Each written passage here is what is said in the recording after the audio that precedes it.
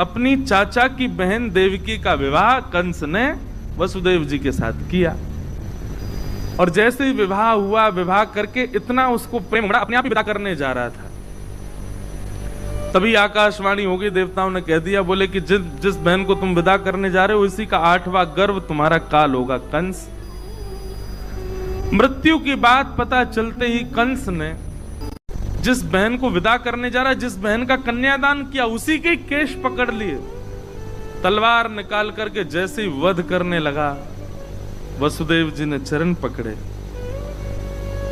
इससे तुम्हारा काल नहीं है, इसके पुत्रों से काल है। मैं वचन देता हूं जितने बालक होंगे सब तुमको दूंगा, तुम चाहो तो हमको बंदी बना लो, हम कहीं नहीं जाएंगे।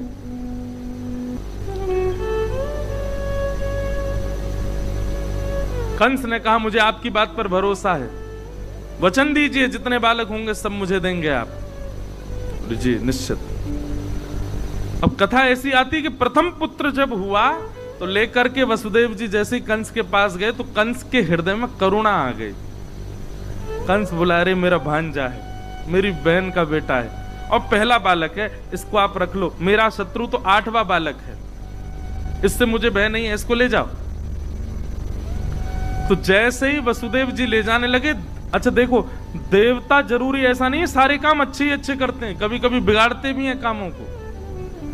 देवताओं ने कहा, बोले नारद जी कंस की बुद्धि तो हमको सुधरी सुधरी सी दिखाई दे रही है, और कहीं कंस सुधर गया तो भगवान अपना आना स्थगित ना कर दें, आप जाके इसकी बुद्धि बिगाड़ो।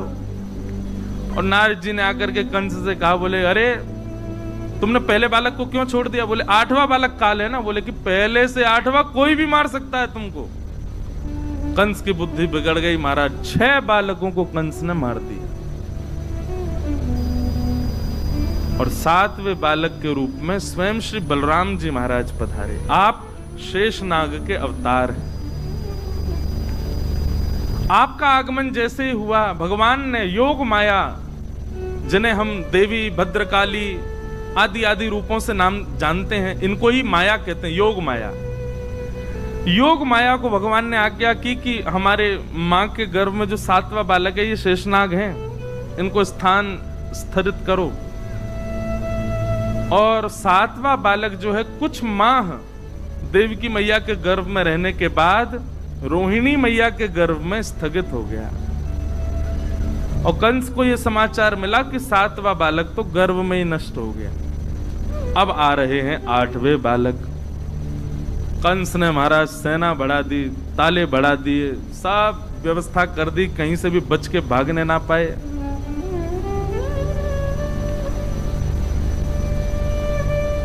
जिस दिन से ठाकुर जी गर्भ में आए, देवकी मैया इतनी सुंदर लगती हैं, इतनी प्यारी लगती हैं, भागवत में वर्णन है।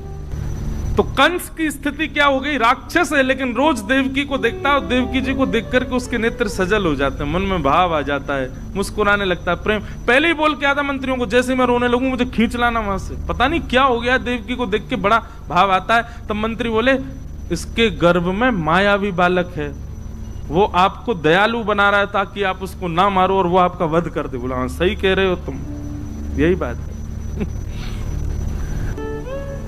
भादों का महीना, अष्टमी तिथि,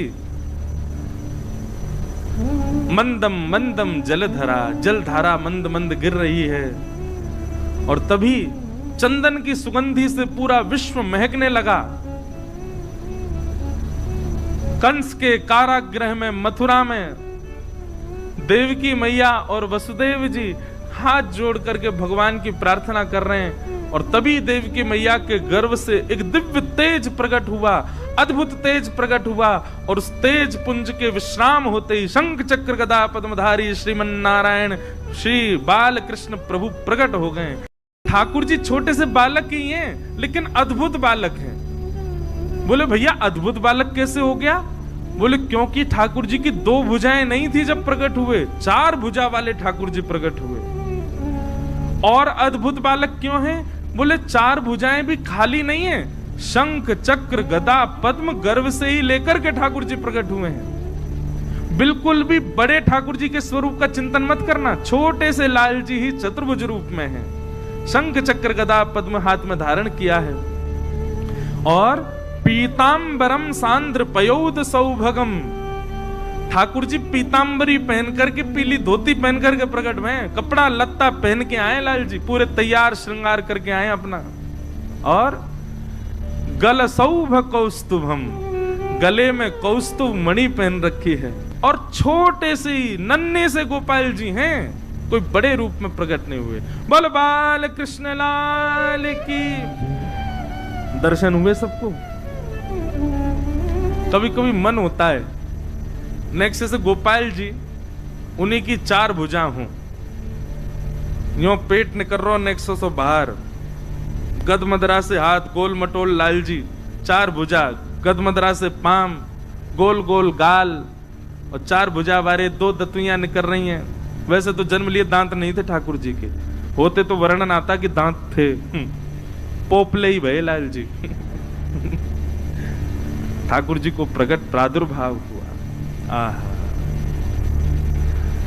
छवि देख करके निहाल हो गए देवकी और वसुदेव। वसुदेव देवकी दोनों ने चरणों में प्रणाम किया। ठाकुर जी बोले मैया देख लो, आपने प्रार्थना की, हम आ गए। आपने पूर्व जन्म में प्रार्थना की, ब्रह्मा जी से प्रार्थना की, हम आ गए।